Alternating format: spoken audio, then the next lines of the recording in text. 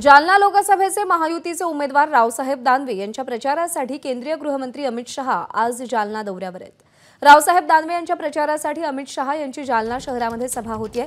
संध्याकाळी 6:30 वाजता doctor Fraser बॉईजच्या मैदानावरती ही सभा आयोजित करण्यात आली आहे। जालन्यामध्ये रावसाहेब दानवे विरुद्ध महाविकास आघाडीचे उमेदवार डॉक्टर कल्याण काळे रिंगणामध्ये आहेत। या सभास्थळावरून आढावा घेतलाय रवी मुंडे यांनी।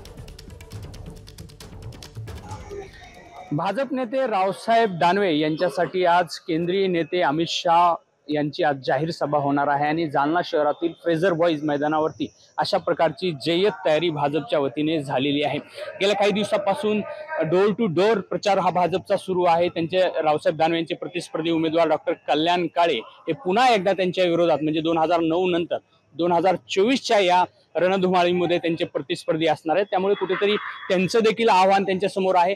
या हेतूनेच कुठेतरी मोठ्या स्तरावरती कॅम्पेनिंग भाजपची सुरू आहे आणि त्या दृष्टीने जय्यत तयारी आज सुरू आहे। केंद्रीय स्तरावरचे नेते या ठिकाणी येऊन रावसाहेब दानवे यांच्या प्रचारासाठी मतदारांना आवाहन करणार आहेत। आपण बघू शकत असाल तर या मैदानावरती भव्य अशी तयारी सुरू आहे। अमित शहा यांची या ठिकाणी जाहीर सभा होईल, अर्थात मतदान करण्याचं आवाहन देखील याच ठिकाणाहून होईल।